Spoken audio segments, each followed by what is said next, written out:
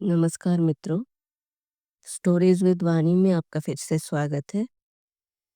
मित्रों, हम देखते हैं अपने आसपास ऐसे लोगों को जो किसी न किसी फिजिकल, मेंटल, इमोशनल या सोशल हैंडीकैप या चैलेंज से गुजर रहे हैं, या फिर कोई डर या कॉम्प्लेक्स उन्हें घेरे हुए है। ऐसे में एक पॉजिटिव सोच कैसे जीवन को ट्रांसफॉर्म करती है, वो देखते हैं आज की कहानी अंकुर में। ये कहानी कई वर्ष पहले पंजाब केसरी में पब्लिश हुई थी। शुरू करते हैं। मैया की झोली में खेले कन्हैया, तेरे भी अंगना में बाजे बधैया। लाला रामधन और जानकी पोते की खुशी में फूले नहीं समा रहे थे। उनके छोटे बेटे परेश और बहू नीना के घर आंगन में एक नन्हा सा फूल जो खिला था। आने वाली मेहमान औरतों में नीना के मायके से आने वाली कीमती चीजों को लेकर चर्चा थी। जानकी पोते की बलैयां लेती नहीं थक रही थी। बहना, बहुत बहुत बधाई होए। पिछले साल बेटे का ब्याह किया और इस साल पोते का मुंह भी देख लिया, एक महिला ने कहा। तुम्हें बधाई हो बहना, महालक्ष्मी सब पर कृपा करे, जानकी का संक्षिप्त सा उत्तर होता। लड़के की खुशी बड़ी चीज होती है, दूसरी की फुसफुसाहट थी। ठीक कहती हो बहना, बड़ी बहू के यहाँ तो, तीसरी ने जोड़ा, मुझे बड़ा तरस आता है उस पर। इतनी सुंदर सुशील बहू मोहल्ले भर में किसी की भी नहीं। बस एक ही कमी है, औलाद की। 5-6 साल तो हो गए होंगे उसके ब्याह को भी। अरे चुप, चौथी महिला ने जानकी को आते देख इशारा किया। चलो री बहनों, अब कुछ खा लो, जानकी ने आवाज दी। चाय नाश्ते के बाद उठते हुए पड़ोसन अलका बोली, अब भगवान तुम्हारी बड़ी बहू के घर भी खुशी दे। बस तुम्हारा आशीर्वाद चाहिए। मेरे अरुण और सुनंदा का घर भी बने, तुम्हारा मुंह नसीब वाला हो। जानकी का स्वर नम था। खाने के बाद मेहमान विदा लेते गए। सुनंदा बीच बीच में आकर नीना और बच्चे को देख जाती। अल्ले अल्ले, मेरे मुन्ने को नजर न लग जाए, कहते हुए सुनंदा ने अपनी आंख के काजल से मुन्ने को टीका लगा दिया। अरे भाभी, कुछ नहीं होता इन टीकों से, नीना विरोध करती। सुनंदा उसे चुप करा लेती। अच्छा नीना, तेरा पहला बच्चा मैं तुझसे नहीं मांगती, पर दूसरा बच्चा दोगी ना? भाभी, दूसरे का अभी से क्या सोचना। एक बात कहूँ, बुरा न मानना, रिश्तेदारी में बच्चा देना मुझे पसंद नहीं। लेना ही है तो किसी अनाथ को लेना चाहिए। नीना प्रतिक्रिया की प्रतीक्षा करने लगी। हाँ तो ठीक कहती है। अच्छा, क्या बुलाएगा मेरा बेटा मुझे? सुनंदा ने मन का दुख बाहर न आने दिया। जो आपको अच्छा लगे भाभी। तो ठीक है, बड़ी माँ कहे। पर वो तो माँ जी को कहेगा ना, नीना ने स्पष्ट किया। ठीक है, फिर ताई माँ कहे। पहले से कह देती हूँ, आंटी नहीं बनूंगी कि ये पता ही ना चले रिश्ता कौन सा है। अच्छा भाभी, अब इसका अच्छा सा नाम बताइए। मुझे तो अनमोल अच्छा लगता है। जैसे ही सुनंदा ने कहा, जानकी जो दोनों की बातें सुन रही थी बीच में बोल उठी, अच्छा नाम है। बहू, इतने सालों के बाद जो खुशी घर में आई, अनमोल ही तो है। मुन्ने को नहलाना, धुलाना, कपड़े पहनाना, खिलाना, सुलाना, सब काम करने में सुनंदा को कितना सुख मिलता था। जानकी जब सुनंदा को सब काम करते देखती तो कहती, नहीं ना, तुझे तो जन्म देने की ही तकलीफ हुई, असली काम तो उसकी परवरिश का है। मैं तो कहती हूँ मुन्ना सुनंदा की झोली में डाल दे। माँ जी चाहे कोई कितना ही प्यार दुलार करे, बेटा तो मेरा ही कहलाएगा ना। लाओ भाभी, मैं नहलाती हूँ, आप दूसरा काम देख लो।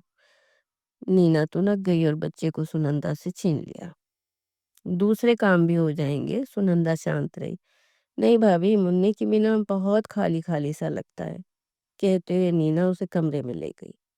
सुनंदा सोचने लगी, मैंने भी तो इस खालीपन को इतने बरस भोगा है। क्या कुछ पल भी मैं अनमोल के साथ बिताकर अपना दुख भुला नहीं सकती?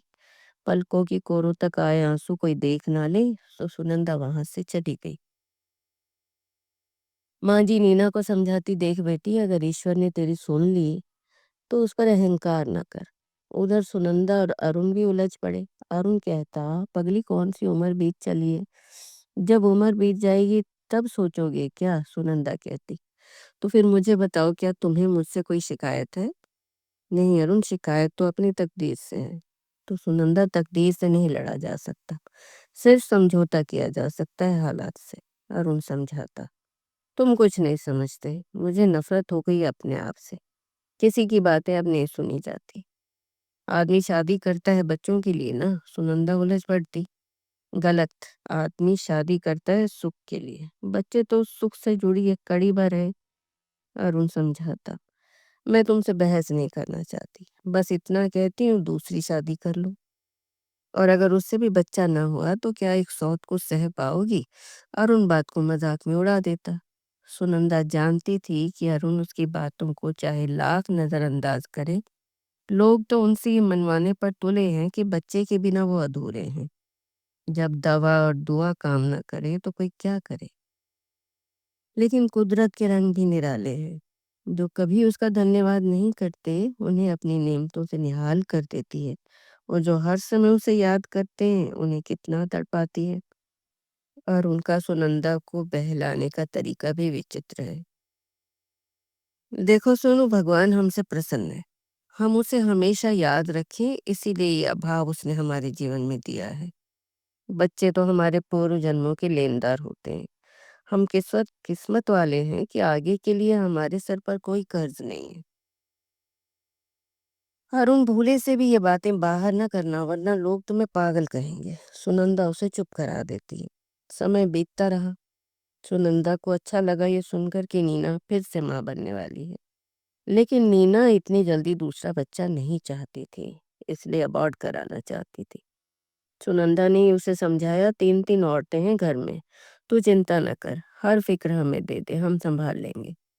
नीना मान गई थी। सुनंदा ने पूरा समय उसकी देखभाल की। दूसरे बेटे का नाम रखा गया अनुपम। 3 साल में वो 2 नन्हे फूल नीना की झोली में थे। अनमोल की तरफ से वो कुछ लापरवाह हो गई। वो तो ताई माँ का प्यारा था। अरुण भी घोड़ा घोड़ा और लुका छिपी में उसके साथ बच्चा बन जाता। देर हो जाती तो नीना आवाज देती, चलो अनु अब सो जाओ। तो अनमोल ताई माँ के आंचल में छिप जाता। नीना को शिकायत थी, भाभी आप इसे बिगाड़ रही हैं। उसका हाथ पकड़ती और घसीटती हुई ले जाती। अनमोल रो रो कर ताई माँ चिल्लाता रहता। माँ बनकर कितना सम्मान पा लेती है औरत। सुनंदा के मन में आता कि क्या सिर्फ वही माँ है जिसने बच्चे को जन्म दिया है? क्या वो माँ नहीं जिसके दिल में प्रेम और ममता भरी है? कितना शौक था उसे हर लड़की की तरह बचपन में गुड्डे गुड़ियों का ब्याह रचाने का, कभी दूल्हे तो कभी दुल्हन की माँ बनने का, उनकी शादी का सामान जुटाने का। ये गुड्डे गुड़िया उसके ख्यालों में अब भी सजीव थे। दहेज में अपने साथ लाई म्यूजिकल गुड़िया और उसकी गोद में लेटा गुड्डा उसे बहुत रुलाता, और वह कहे उठती, मैं हूं ना तुम्हारी माँ। तब जानकी उसे दिलासा देते, चुप हो जा मेरी बच्ची, भगवान तुझे अपना मुन्ना दे, और किसी की तरफ देखने की तुझे जरूरत ही न पड़े। जीवन में ऐसे क्षण भी आते हैं जब व्यक्ति किसी की हमदर्दी पाने के लिए आंसू बहाता है, और ऐसे क्षण भी आते हैं जब अपनी सिसकियों को वो आप ही सुनना चाहता है। वो क्षण भी ऐसा ही था जब सुनंदा सिर्फ अपने लिए रोना चाहती थी। अरुण ने कुछ नहीं कहा, क्योंकि समय की वही जरूरत थी। लेकिन जैसे ही उसने नींद की गोलियां देखी, उसने फैसला किया सुनंदा को मनोचिकित्सक डॉक्टर सक्सेना के पास ले जाने का। वे पड़ोसी भी थे, अपनी प्रैक्टिस छोड़ चुके थे, लेकिन यार दोस्त चैन से बैठने नहीं देते थे। 60 साल की उम्र और इतना उत्साह, बहुत गर्मजोशी से मिले। उनके 3 कुत्ते भी आगे पीछे घूम रहे थे, जिनसे सुनंदा डर रही थी। उन्होंने परिचय कराया, ये हैं मेरे 3 बच्चे, डिम्पी, रिंकी, चिंकी। सुनंदा हैरान होकर बोली, पर अंकल आपके बच्चे तो स्टेट्स में हैं ना? हाँ, कभी उनका खून जोश मारता है तो घूमने आ जाते हैं। तुम्हारी आंटी की मौत के बाद मैं अकेला पड़ गया था। कुछ समय के लिए उनके पास गया, लेकिन मन भारत में रहा। आओ बाहर लॉन में चलते हैं, कहते उन्होंने अपने नौकर को चाय लाने का संकेत किया। लॉन में हरी मखमली घास थी, रंग बिरंगे फूल और कई तरह के कैक्टस। सुनंदा कैक्टस देखकर खुशी से उछल पड़ी। कैक्टस की इतनी वैरायटी! लगता है कैक्टस तुम्हें बहुत पसंद है, डॉक्टर साहब पूछने लगे। जी अंकल, इन्हें देख के रोमांच होता है कि अपने वजूद पर आँच नहीं आने देती। जहाँ भी लगाओ अपनी जमीन पा लेते हैं। जब इतना कुछ जानती हो तो क्यों अपना वजूद मिटा रही हो? डॉक्टर ने पूछा।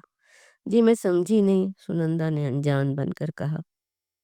ये कहो कि तुम समझना नहीं चाहती। डॉक्टर साहब का इतना कहना था कि सुनंदा स्वयं को रोक न पाई।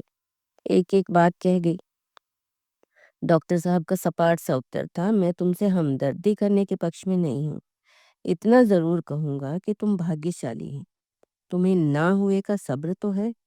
होने और फिर ना रहने का दुख झेलना आसान नहीं है बेटी। मैं तुम्हें अपनी कहानी सुनाता हूँ। कहने को 3 बेटे हैं। बड़े बेटे की पढ़ाई में लाखों लगाए। जब उसे वेतन मिला तो 1,000 रुपए 10 बार गिन कर दिए। उसकी माँ ने समझाया, तेरे पिता को तेरे पैसे की आश नहीं है, लेकिन अगर पूरा वेतन उनके पैरों में रख देता तो कितना मान होता। उसका जवाब था, मुझे चोचले नहीं पसंद। दूसरे बेटे ने हमें हमारे फर्ज याद दिलाए कि जो हमने किया वो हमारा फर्ज था। तीसरा अमेरिका चला गया, वहीं शादी भी कर ली और दोनों भाइयों को भी बुला लिया। लेकिन अंकल, इस दिल को सुकून कैसे मिले? सुनंदा जानना चाहती थी। बेटी, सबके पास सब कुछ नहीं होता। उन बच्चों पर अपनी ममता और करुणा बरसाओ जो माता पिता के बिना जी रहे हैं। अच्छी बात है तुम्हारे घर के लोग भी तुम्हारे साथ हैं। हम जिससे भी खुद को जोड़ते हैं फिर वो हमारा अपना हो जाता है। ये घास फूल, ये डिम्पी रिंकी चिंकी, सब पर प्रेम बरसाओ। सब प्रेम चाहते हैं। अपने बच्चों और परिवार की चिंता तो जानवर भी कर लेते हैं। माँ बनकर सब पर ममता बरसाना बहुत बड़ी बात है। अच्छा ये बता, तूने अफलातून का नाम सुना है? डॉक्टर साहब ने सवाल पूछा। उसकी सोच इतनी ऊंची थी कि व्यवहार में नहीं लाई जा सकी। इसीलिए जो बात असंभव लगती हो उसे अफलातूनी कहकर टाल दिया जाता है। उसने सबसे पहले कहा था, बच्चे जन्म के बाद राज्य को सौंप दिए जाएं। किसी बच्चे पर माँ बाप की स्टैंप नहीं होगी। दूसरे शब्दों में सभी बच्चे सभी के होंगे। डॉक्टर साहब ने बात जारी रखी। रस्म दुनिया की बात छोड़ दो। जो है उसे, जो नहीं है उस पर कुर्बान मत करो। अपनी ममता को विस्तार दो। ये गोलियां तो इस जीवन को समाप्त कर देंगी, जबकि जिंदगी इतनी सस्ती नहीं है। उसकी कुदरत में दखल देने का तुम्हें हक भी नहीं। आज हर दुख की जड़ में मैं और मेरा है। देखा जाए तो कुछ भी किसी का नहीं, सब यहीं रह जाना है। डॉक्टर साहब की बात समाप्त होने तक पता नहीं क्यों आज सुनंदा का मन चाह रहा था कि सारे डॉक्टरी परीक्षणों को एक तरफ रख दे। जीवन में जीने और जानने योग्य बहुत कुछ है।